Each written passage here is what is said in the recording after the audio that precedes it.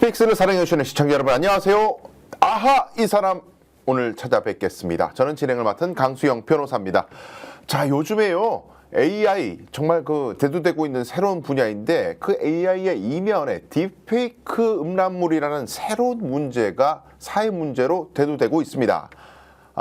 AI를 이용해서 영상 또는 그림에 다른 사람의 얼굴을 교묘하게 합성하는 것을 말하는데, 이 기술을 이용해서 유익한 일도 할 수 있겠지만 가짜 음란물을 만들어내는 일들도 요즘 많이 발생하고 있습니다. 특별히 오늘 이 시간에는 이 사회적으로 문제되고 있는 딥페이크 범죄에 대해서 전문가 한 분을 모셨습니다. 박준우 변호사입니다. 안녕하세요. 네, 안녕하십니까. 네, 반갑습니다, 변호사님. 네, 반갑습니다. 자, 제가 말씀드린 대로 AI 기술을 활용한, 인공지능을 활용한 딥페이크라는 것이 정말 사회 전방위적으로 굉장히 화두가 되고 있습니다. 저는 최근에 이제 성범죄뿐만이 아니고 학교 일선에서 학생들이 선생님을 이제 모욕하기 위해서, 내가 싫어하는 선생님을 모욕하기 위해서 꼭 음란물은 아니더라도 굉장히 엽기적인 동영상 이런 것에다가 내가 싫어하는 선생님, 담임 선생님 얼굴을 갖다가 합성을 해서 배포를 한다든가, 그리고 학생들끼리 그런 합성물들을 막 자기들끼리 올리면서 막 키득키득 웃다가 나중에 큰일 나는 일들, 정말 요즘에 또 처벌이 강화되지 않습니까?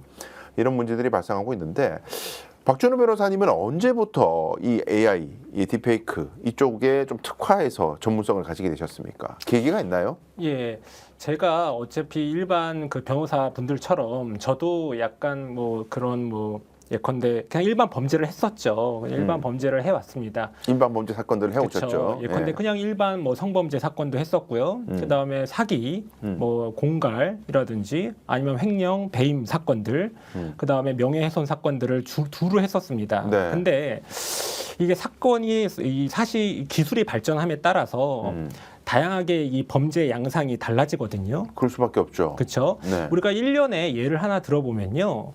예전에 보면 사기는 일반 우리는 사람을 기망해야 되지 않습니까? 근데 그 기망인데 컴퓨터 사용 사기죄라는 게 있잖아요. 네. 그거는 컴퓨터를 기망할 수 없기 때문에 만들어진 제목이거든요. 컴퓨터는 지능이 없으니까, 사람이 아니니까. 그렇죠. 그 당시만 하더라도 인격이 없으니까. 그렇죠. 예. 지금은 AI가 돼서 약간 인격이 있는 것처럼 행세를 하고 있지만, 그렇죠. 그 당시 때는 사실 컴퓨터라는 것은 그냥 단순 처리에 불과한 것이었거든요. 근데 그때 당시만 하나도 어쨌든 사람을 기망하는 것이 아니기 때문에 컴퓨터 등 사용 사기죄가 이제 형성이 된 거죠. 네. 근데 다만 이것처럼 지금 AI라는 것이 빠르게 기술이 발전됨에 따라서 그에 따른 다양한 범죄 양상이 나타나고 있어요. 새로운 범죄가 발생하고 있다. 네, 그렇죠. 네. 그런 거에 보면서 다양한 사건들을 접하면서 이게 내가 가야 할 길이구나라는 걸 처음에 이제 생각하게 됐고, 네. 그러다 보니까 다양한 사람들과 이제 더 공부 모임도 가지게 됐고요. 그러면서 IT 전문가들과도 많이 얘기를 하면서 그 분야의 한 부분을 개척해 나가고 있는 것 같습니다. 야, 근데 그거 정말 쉽지 않아요. 네. 저도 변호사 생활하고 있지만은 특히 이제 소위 말해서 문과란 말이에요. 법학도는 그쵸. 기본적으로. 그런데 이런 IT 분야에 또 이공계 인사들을 만나가지고 이런저런 대화를 나누고 배운다는 게 대단한 도전인데, 사실은. 예, 그렇습니다. 오. 제가 도전에 강하고요. 네. 일단 제가 고등학교 때 이래봐도 문과지만 예. 수학을 좋아했습니다. 그래서 제가 고등학교 때 수학부 부장도 했었고요. 네. 희한한 사람이네. 네, 그렇습니다. 근데 어쨌든 변호사까지 된 사람들은 두루두루 다 공부를 잘 하니까 네, 그렇습니다. 기본적으로 이제 감각은 있다, 그런 말씀이신데, 자, 근데 우리가 이제 디지털 성범죄라 그래가지고 예전에는 참 많이 문제됐던 게 이제 몰카, 네. 몰래 촬영한, 특히 이제 연인 사이였을 때 성관계하는 장면, 이런 것들을 찍었다가 헤어지고 나서 동의 없이 이렇게 유포를 하고, 그래서 이제 복수를 하는, 헤어진 연인에 대해서 복수를 하는 이런 사안들, 또 그런 것들을 모아가지고 그런 불법 음란물들만 모아서 그 웹사이트를 만들어가지고 전문 수익을 내는 그런 아주 이제 범죄 집단도 이제 많았고, 그러면서 이제 엠번방 사건 같이 이제 성착취물 이런 것들이 또 논란이 돼서, 정말 이제 어떻게 이렇게 해서 인간이 이렇게 극악할 수가 있나. 이 범죄는 도대체 너무나 피해가 막심하고 대단하잖아요. 그런데 이게 이제는 사람을 직접 착취하지 않아도 인공지능으로 합성을 해가지고 그 사람을 촬영하지 않아도 마치 촬영한 것처럼 만들 수가 있는 세상이 돼버렸어요. 네, 그렇죠. 굉장히 심각한 범죄인데 우리 변호사님이 보시기에는 이 AI를 이용한 딥페이크 범죄의 심각성, 특수성 어떤 게 좀 있습니까?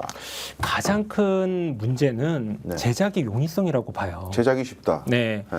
제작이 쉽다 보니까 무분별하게 누가 그 전문가가 아니더라도 예전만 하더라도 전문가가 네. 그 편집 기술을 이용해서 많은 시간과 노력을 들였어야 했거든요. 그렇죠. 근데 이제는 진짜 중학생 사이, 중학생도, 고등학생도, 뭐 초등학생까지 지금 제작을 할 수가 있는 상황이 됐단 말이죠. 네. 앱을 통해서. 예. 그러다 보니 너무 제작을 쉽게 되고 그 제작물들이 또 2차 제작물까지 계속 유포가 되고 제작이 되고 있다는 게 문제입니다. 네. 그러니까 이제 우리가 패러디라고 이제 표현을 많이 했는데 과거에 이제 아주 재밌는 재치 있는 뭐 영화 포스터나 이런 데다가 사람의 얼굴을 합성해 가지고 풍자하고 이런 것들이 완전히 유행이었고 그 패러디는 불법이 아닙니다. 그렇죠. 그런데 이제 이런 음란물에다가 사람을 이제 합성하고 이런 것들이 이제 문제가 되는 건데 야 이게 이제 여러분들 보시는 분들 중에 이렇게 딥페이크 관심 가지시는 분들은 굉장히 그 정밀한 기술을 이용해 가지고 진짜 깜짝같이 속는 그런 것만 딥페이크라고 생각할 수도 있지만은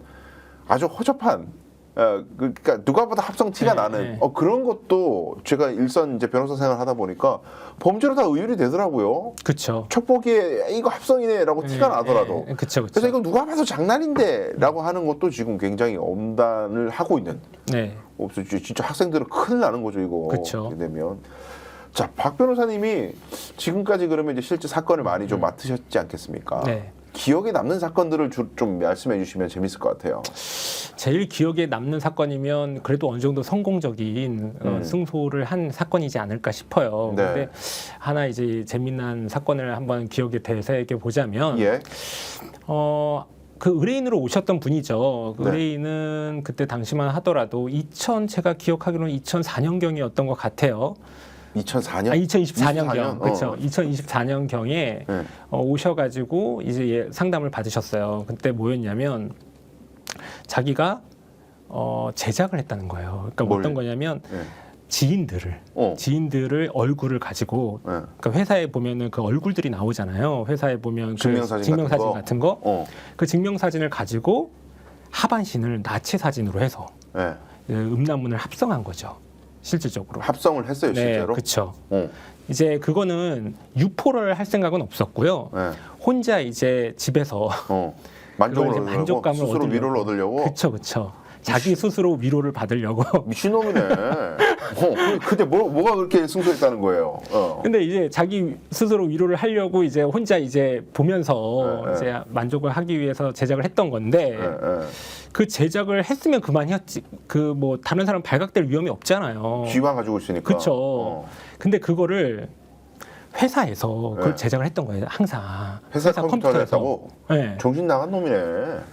그런 와중에 이제 자기가 이제 그 회사에 내에서 이제 작업을 한 게 있을 거 아니에요. 예. 그 작업 확장자 이름을 동일하게 했던 거예요. 그러니까 예컨대 파일에다가 파일명을. 파일 이름을 예컨대 그 나체 사진을 합성한 거는 워크 뭐 이제 워크 제가 기억이 잡죠. 워크 001 뭐 이런 식으로 했었어요. 그 숫자를 붙였다는 거예요? 네. 그 시리즈가 있었습니다. 네. 정신 나갔구나. 네. 예. 그런 상황인데 이제 자기도 이제 회사에서 작업 프로젝트를 하다 보면 그런 PPT를 많이 만들잖아요. PPT 파일을 만들 때가 그쵸? 있죠. 예. 그래서 워크에도 또 한 거예요. 그거다가 워크 001 PPT. 그러니까 이런 PPT 식으로 파일을 그쵸. 파일 이름을 그렇게 만들었다는 그렇죠. 거예요. 근데 그건 음란물은 아니고. 그쵸. 어. 그런 와중에 이제 이름이 똑같잖아요. 동일 파일명이잖아요. 그러니까요. 근데 이제 다른 사람한테 이제 동료한테 그걸 보내주는데 일을 위해서 업무상. 그쵸, 업무상. 진짜 PPT 파일을 보내줘야 되는데. 그쵸. 그걸 보내주는데 그 원래 나체 사진 했던 그 합성물 있잖아요. 그걸 보내버려요. 에이, 참. 이제 큰일 났네. 큰일 난 거죠. 이제 저희 큰일 나다 보니까 바로 보내고 실수한 걸 그때 깨달은 거예요. 아차. 아차. 그래서 죄송합니다 하고 이걸 빨리 뭐 무마를 하려고 했는데 이미 보낸 상태인 거예요. 업무 메신저로. 업무 메신저로. 아이고 참나. 근데 거기에 그 업무를 그 PPT로 보낸 사람 있잖아요. 그 지인도 거기에 나체 사진이 있었던 거예요. 아, 본인께 있었다. 그러니까 이제 예. 고소를 하셨죠. 당연히 고소하겠네요. 그렇죠. 이거 처벌을 돼야 되는 거 아닙니까? 처벌이 돼야 되는데 어. 이걸 잘 이제 검토를 해야 돼요. 어떤 법리적으로. 문제가 있습니까? 예. 일단은 고의성의 문제가 있을 수 있죠. 고의성? 네. 그러니까 유포를 고의적으로 했는가? 네. 나는 유포할 고의가 없었고 실수로 보낸 거다. 그렇죠. 어허. 그러니까 두 가지 쟁점이 됐었거든요. 예. 하나는 제작. 일단 제작이 문제잖아요. 제작은 했잖아요. 그렇죠. 어. 이 제작에 대한 부분과 예. 그 유포에 대한 고의성의 문제, 예. 요 두 가지로 나눠볼 예. 수가 있었던 거였거든요. 네, 네. 일단 첫 번째로 제작과 관련해서 네. 이게 단순히 지금 성폭법이 우리가 성폭력 처벌법이거든요. 예. 이 성폭력 처벌법을 우리가 줄여서 보통 성폭법이라고 합니다. 그렇죠. 성폭법. 이 성폭법 제14조의 2가 개정이 됐습니다. 이게 언제 개정이 됐냐면 2024년 10월 달에 대폭 개정이 됐어요. 그 내용은 뭐냐면 네. 옛날에는 그 개정 전만 하더라도 그 제작에 대해서 반포 목적이라는 게 있었습니다. 반포 목적으로 그쵸. 제작한다. 그렇죠. 그러니까 그러면 나 혼자 스스로 위로를 얻기 위해서 제작하는 거는 처벌이 안 되는 거예요? 그렇죠. 오. 근데 다만 이제 개정된 거에 따르면 반포 목적을 삭제해 버렸거든요. 그거 어떻게 구분할 거야? 반포 목적으로 만들었는지 나 혼자 위로를 얻기 위해서 만들었는지 겉보기를 알 수가 없잖아요. 그쵸. 그러다 보니 법이 개정됐구나. 그렇죠. 그렇죠. 어허. 예. 그러다 보니까 그 당시에 우리가 아시겠지만 형사법이라는 것은 행위시법을 기준으로 하거든요. 그러니까 그 당시 내가 행동을 할 때 있었던 법에 의해서 처벌된다. 그쵸. 예. 그러다 보니 2024년에 10월 달에 법이 개정됐잖아요. 근데 이 행위는 2024년 4월경에 있었단 말이에요. 개정 전이다. 그쵸, 제작은. 아. 그러면 당연히 행위시법에 따라서 제작이 2024년 4월 달에 이루어졌으니까 그 처벌을 못하는 상황이 벌어진 거죠. 제작 부분에 제작 대해서는. 부분은 이제 이거는 반포 목적으로 만든 게 아니라 스스로 위로를 얻기 위한 목적이었기 그쵸. 때문에. 예. 근데 그거 손쉽게 인정 잘 안 됐을 텐데 굉장히 그 증명을 잘해야 될 텐데 그 부분은. 그쵸, 그쵸.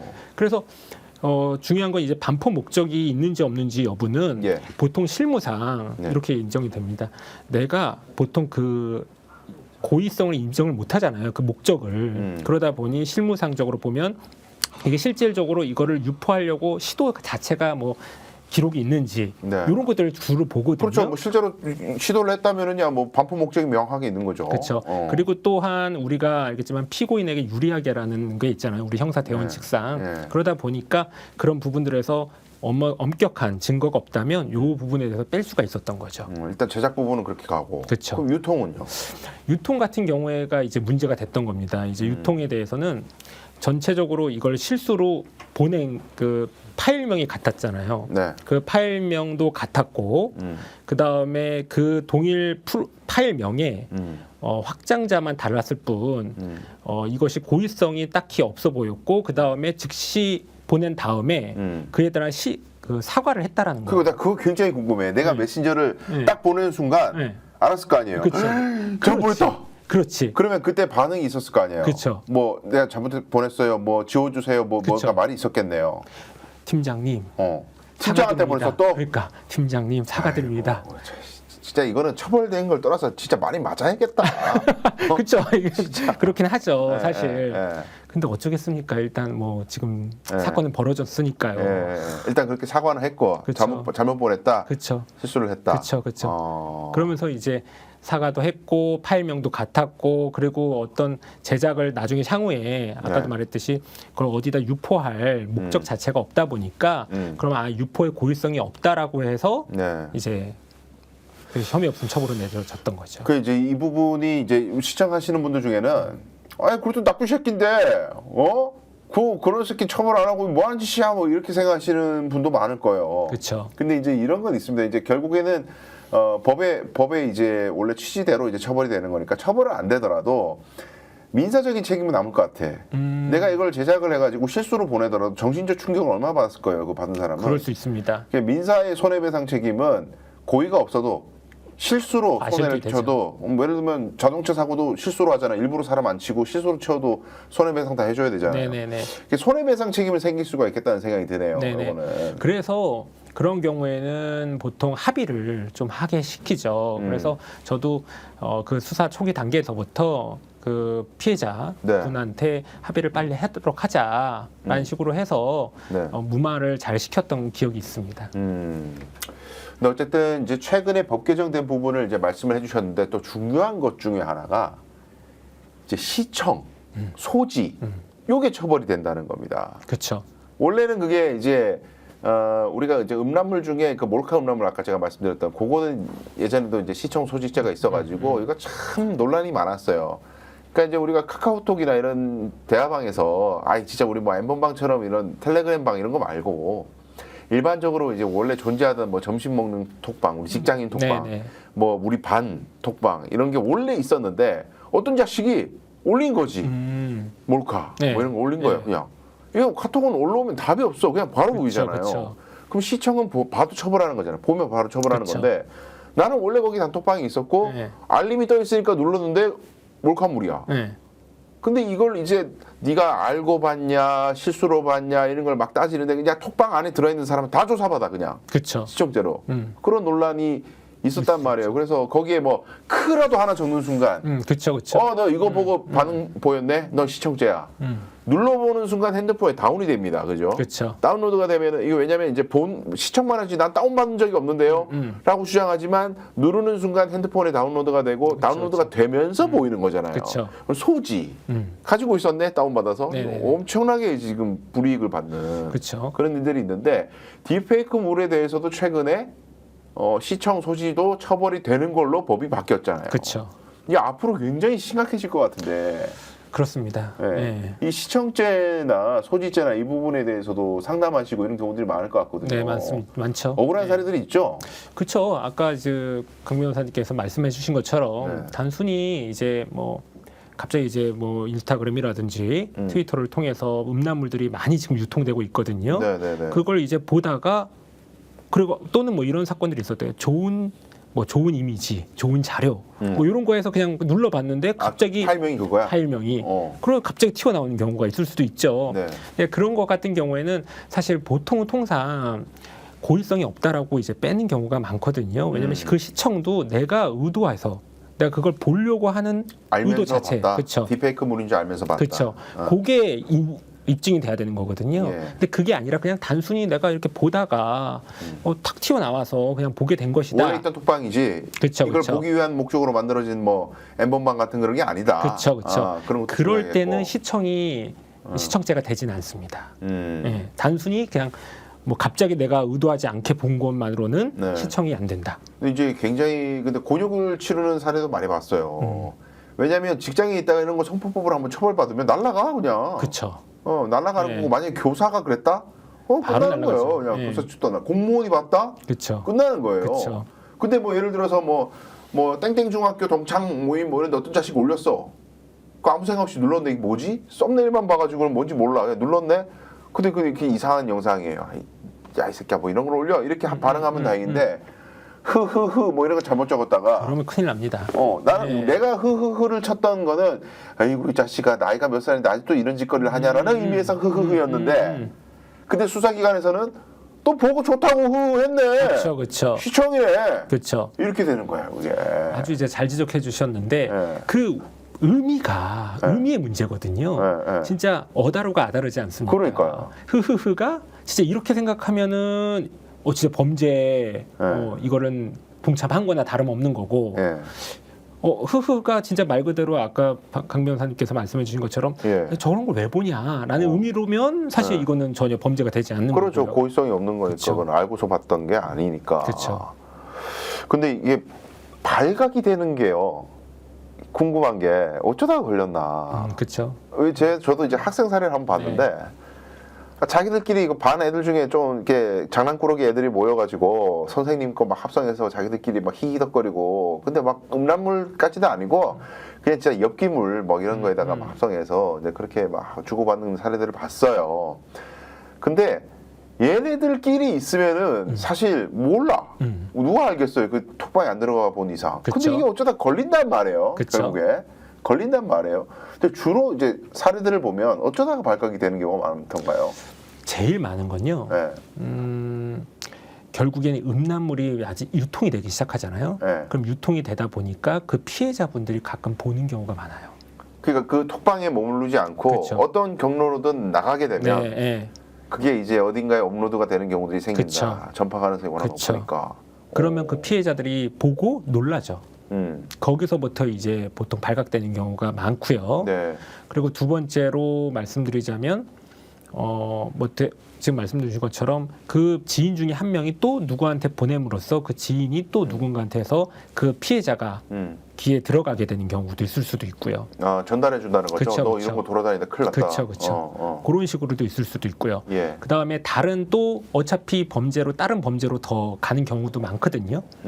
더 발전이 돼서 그러니까 단순 유포를 넘어선다는 거예요. 네.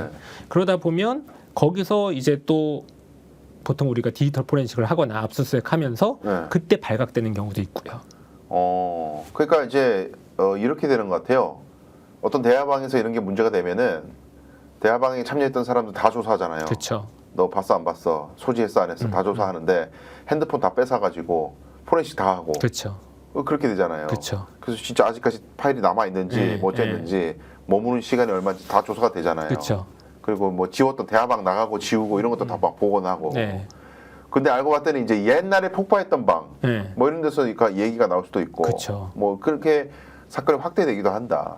그러니까 이제 대화방 중에 한 명이라도 문제가 되면 거기 참여했던 모든 사람들은 거짓 조사받게 다 되기 잡게 되죠. 마련이다. 그렇죠. 그러니까 이게 참 사회 문제입니다. 이게 문제인데 저는 뭐 어른들이야 자기가 잘못한 거는 책임져야 되는 건데 학생들에 대해서 좀 얘기하고 싶은 게 있어요. 애들은 일단 교육의 대상이니까 뭐 잘못한 건 처벌받아야 되지만 장난스럽게 그렇게 하는 게 자기 인생에 얼마나 심각한 폐해를 끼치는가. 내가 선생님 그냥 좀 웃긴 말도 안 되는 허접한 포르노물에다가 여자 선생님 얼굴 막 넣어가지고 이렇게 한번 대화를 나눴던 것만으로 얼마나 자기 인생에 엄청난 일이 생길 수 있는가. 이게 설명이 돼야 되고 교육이 돼야 될 것 같거든요. 네, 그렇죠. 제가 생각한 것보다 애들이 잘 몰라요. 잘 모르더라고. 처벌 수위 이런 게 좀 궁금해요. 영리 목적으로 하면 3년 이상입니다. 3년 이상 징역을 네. 하게 되겠고 단순히 시청하거나 뭐 가지고 있거나 이런 것도 징역형에 처해질 수 있는 거예요. 네, 그렇습니다. 3년 이하의 징역에 처하고 있습니다. 예, 물론 이제 벌금형도 아마 있을 텐데. 네. 자, 그냥 이게 친구가 올린 거 그냥 한번 웃었다가 반응 한번 했다가 한번 눌러봤다가 이제 이렇게 큰일 나는 일이 생길 수도 있다. 근데 이제 이건 형사처벌의 영역인 거고 아무리 경미하게 벌금형을 받아도 이건 성폭력 범죄 전력이 되고. 그렇죠. 그러면은 이건 뭐 무슨 신상 등록이라든지 네. 취업 제한이라든지 네. 너 아동이 있는 곳, 학생이 있는 곳, 그쵸. 뭐 이런 데 취업 못해 몇 년간. 10년간 뭐 이렇게 할 수도 있죠. 그렇게 내려지는 거. 예를 들어서 21살, 22살 교대에 다니는 남자 교사 지방생들이 이런 걸 보다가 걸렸다? 그럼 큰일 납니다. 선생 못하는 거예요. 전혀 못 날아가는 거잖아요, 그쵸. 그죠? 그리고 고등학생들도 10대지만 동일하게 처벌받을 수 있는 거고 학폭으로 또 인정받을 수 네, 있는 그쵸. 거고 동료 학생들에 대해서 이런 걸 행위를 했다면 그렇죠. 게다가 이제 형사처벌만으로 안 끝나죠. 또 민사 민사도 책임도 하고 있죠. 어떻게 돼요? 민사는 뭐 손해배상 책임을 지는 그렇죠. 거예요? 불법 행위에 대한 손해배상 청구가 들어옵니다. 그러니까 이게 지금 보통 일이 아닌 심각한 사안이네요. 그렇죠. 학폭도 열리고 민사상 네. 손해배상도 해야 되고 뭐 형사 처벌만으로 끝나는 게 아닙니다. 네. 이제 젊은 친구들 중에 좀 억울하게 범죄자로 몰리거나 수사받고 곤욕을 치르는 사람들이 있을 수 있으니까 이런 친구들을 위해서 좀 이제 전문가로서 행동 강령이랄까요? 좀 조언을 해주신다면. 참 어려운 일이네요. 근데 일단은 만약에 그런 단체 카톡방이나 이런 데서 보게 된다면 네. 갑자기 일단- 누군가 올렸다. 그렇죠. 예. 그러면 일단 누르지 마시기 바랍니다. 썸네일이 그쵸. 뭔가 있다면 하여튼 누르지 마라. 의심스러운 거 절대 누르지 마라. 절대 의심스러운 거는 누르지 않으셔야 되고요. 네. 만약에 혹여나 눌렀다고 하면 그냥 아무것도 반응하지 마세요. 절대로 반응하지 마라. 네, 네. 거기에 아까 말씀하신 것처럼 흐흐흐라든지 뭐 이런 전혀 거기에 동참하는 글들을 뭐 쓰지도 말고 하지 마시고요. 그리고 동참하지 말고 오히려 그게다 적극적으로 만약에 할 수만 있다면 경고하세요. 올리지 마라 이런 올리지 거. 말아라. 왜 이런 거 올리냐. 그렇죠, 그렇죠. 그런 걸 반드시 남겨라. 네. 그 아예 뭐 나가버리는 것도 그렇죠. 하나의 방법이죠. 그 이제 그 무리에서 왕따가 될 걸 염려하는 사람들 그런 거 잘 못하지만 그쵸. 다시 불리는 일이 있더라도 일단 퇴장하는 것도 네. 괜찮은 방법이겠다 싶은 생각이 네, 드네요. 맞습니다. 자, 그리고 딥페이크를 활용한 범죄가 성범죄 말고도요. 보이스피싱이나 이런 데도 많이 지금 발생하고 있다고 들었습니다. 네, 맞습니다. 어떤 사례가 있습니까? 최근에 문제된 사례는 그거죠. 그 배터리 아저씨라고 하는 그 박순혁 박순혁 씨 사건인데요. 그분 같은 경우에 투자 권유를 자기가 이제 나와서 유튜브에 나와서 유튜브에 나와서 방송을 하거든요. 네. 거기에 동참하는 사람들이 송혜교, 그다음에 조인성 씨도 나와가지고 이 투자 회사 너무 좋다. 그래서 권유를 하는 경우가 많았어요. 연예인이 관여된 회사다. 그렇죠. 그러다 보니까 6,600만 원의 피해 금액이 발생했었습니다. 이야. 그런 경우가 있을 수도 있고요. 예. 또 하나 사건을 보면 손석희 네. 그 앵커님께서 방송 지금 앵커님께서 그것도 또 투자 권유를 하는 그분이 한 것처럼 그쵸. 굉장한 신뢰도를 가진 사람이 권유하는 것처럼 한다. 네. 이야, 그런 심각하네. 식으로 하면서 사기를 치는 수법이죠. 예. 그게 하나의 보이스피싱의 하나의 진화된 범죄인 거죠. 딥페이크를 활용한 거네요. 그렇죠. 그것도. 거기에뿐만 아니라 이걸 국외적으로까지 확대해 보면요. 홍콩의 어떤 대규모 이제 자금을 그 투자 회사가 그 임원이 직원에게 그 어디에다 자금을 이체하라라는 화상 회의를 열었단 말이에요. 화상 회의를 열었다. 그렇죠. 네. 근데 그게 알고 보니 딥페이커였다. 우와. 화상 회의를 가짜 영상을 만들어 가지고 돈 송금해라고 그렇죠. 지시한다고요? 네. 그 직원이 송금한 케이스도 있고. 우와. 그러니까 이게 날로 계속적으로 발전하고 있는 상황이에요. 기상천외하네 진짜. 저희도 이 화면에서 언제 화상으로 갑자기 강 변호사님도 나와서 투자 권유를 할지 네. 모르는 거예요. 여러분 저는 절대로 투자 권유하지 않습니다. 왜냐하면 저도 투알못이라 투자 전혀 하지 못하고 있습니다. 저의 마지막 투자는 삼성전자예요. 그거 하나밖에 없어. 그래요. 자 마지막으로요. AI 딥페이크 피해자들이 막 늘어나고 있습니다. 늘어나는 상황에서 이 피해자들의 정신적 고통도 크고 뭐 우리 변호사님이 범죄 의심자들만 변호한 게 아니잖아요. 그렇죠. 이런 피해를 받고 극심한 고통에 시달리고 있는 피해자들도 많이 도와보셨잖아요. 네, 그렇습니다. 이 피해자들을 위해서 어떻게 좀 대응하는 것이 좋다. 처음 이런 범죄를 발견했을 때 어떻게 대응하는 것이 좋다. 조언을 좀 해주신다면. 일단 피해자분들이 처음에 이러한 사실을 막 딱 들었을 때는 공황 같은 이제 상황이 돼요. 그렇겠죠. 네. 왜냐면 누가 내 것을 볼 수도 있지 않을까라는 마음도 있을 수 있고요. 이게 어떻게 크게 유포돼서 내 주변 지인들이 다 이걸 알게 되면 어떨까? 이거 진짜라고 믿으면 어떡할까? 이런 생각도 하겠네. 이런 생각도 가지시게 되거든요. 그래서 극단적인 선택도 하시는 경우가 많아요. 네. 하지만 제일 핵심은 그런 상태에서 빨리 그 증거를 먼저 확보를 하셨으면 좋겠어요. 증거를 어떻게 확보를 하느냐? 보통 이런 경우에 트위터나 뭐 인스타그램에 그 영상이 돌아다니는 경우도 많거든요. 그러겠죠. 그럴 때는 그런 경우가 보통 어떤 경우냐면 자기 그 사람 그 지금 피해자 여성이잖아요. 네. 피해자분을 피해자인 척하면서 올리거든요. 아, 내가 스스로 내 음란물을 올린 척을 한다고? 네. 아, 보통 인스타비나 그 해킹해가지고. 네, 해킹도 아니에요. 그냥 이름만 만들면 되잖아요. 아, 그냥 가짜로 만들어낸다. 그쵸. 계정을. 네. 그 피해자인 것처럼 보통 만들어서 유포를 하거든요. 스스로 올린 것처럼 만들어 버린다는 거예요? 네, 그렇죠. 우와. 그러다 보니까 이 피해자분이 그걸 바로 보는 순간 네. 바로 그분을 메시지를 넣으셔야 돼요. DM이나. 이거 뭐 어떤 뭐 이런 식으로 구매 가능하냐? 아니 또는 뭐 이런 식으로 해서 그 사람들을 조금 우리가 함정 수사라고 하잖아요. 네네. 그것처럼 약간 유도를 할 필요가 있어요. 이야, 이거는 미리 준비하지 않으면 이 반응은 절대 나올 수 없을 것 그쵸. 같아요. 이거는 박준호 변호사님 네. 조언을 듣고 이런 상황이 됐을 때는 오히려 굉장히 머리를 차갑게 만들어서 그렇죠. 이거 누구예요? 나 더 구할 수 있어요라고 네, 유도를 그쵸, 하라. 그쵸. 네. 오. 그러면 그게 더 강력한 이제 유포까지 목적이 있는 거잖아요. 예. 그걸 확실하게 잡아낼 수 있는 거죠. 그 이제 누가 했는지를 밝히는데도 도움이 되겠네요. 그쵸. 그렇게 유도를 해야 그쵸. 이게 뭐 계정을 어떤 놈이 만들었는지 이런 그쵸. 걸 조금이라도 추적할 수 있는 단서를 네. 만들어낼 수도 있다. 네. 그래서 이제 증거 수집을 했어. 그 다음엔 어떻게 하는 게 좋을까요? 그리고 바로 전문가한테 이제 찾아가서 이제 상담을 하고 변호사 상담. 변호사 상담이 될 수도 있고요. 첫 번째는 변호사 상담이 될 수도 있지만 네. 변호사가 아니더라도 경찰서에 꼭 가셨으면 좋겠어요. 요새 민원실에 또 이런 상담을 네, 해주시죠. 맞습니다. 네. 그래서 뭐 경찰에 사이버 수사대도 많고요. 그다음에 보이스피싱 같은 경우에는 금감원도 있고요. 여러 가지 피해자분들을 도와줄 수 있는 곳들이 많거든요. 네. 꼭 변호사를 찾아보다는 거기에 가셔서 신고부터 하시는 게 제일 좋은 것 같습니다. 네. 그리고 그 후속으로 네. 변호사한테 찾아가셔서 이러이러한들이 있고 이런 것들이 있으니까 자기를 도와달라라고 하셨으면 좋겠고요. 그 다음에 법조계뿐만 아니라 감정이 너무 상하셨거든요. 네. 꼭 정신과 상담도 같이 상담을 받으셨으면 좋겠어요. 그냥 참아서 될 일이 아니다는 네, 거죠. 네, 이건. 네. 극도의 불안감에 그렇죠, 있기 때문에. 그렇죠.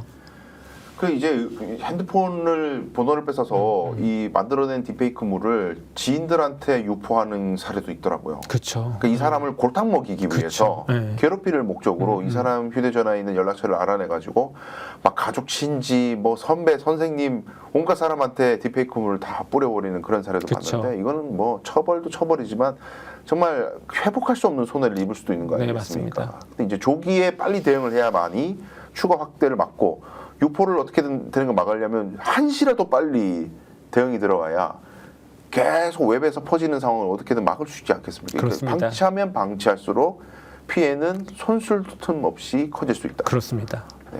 그런 부분들을 변호사님이 이제 찾아보게 되면은 어떻게 대응하면 이 유포도 좀 막을 수 있고 뭐 이런 것들도 좀 안내를 해주시겠네요. 네, 다 안내해드리고 있습니다. 그래요.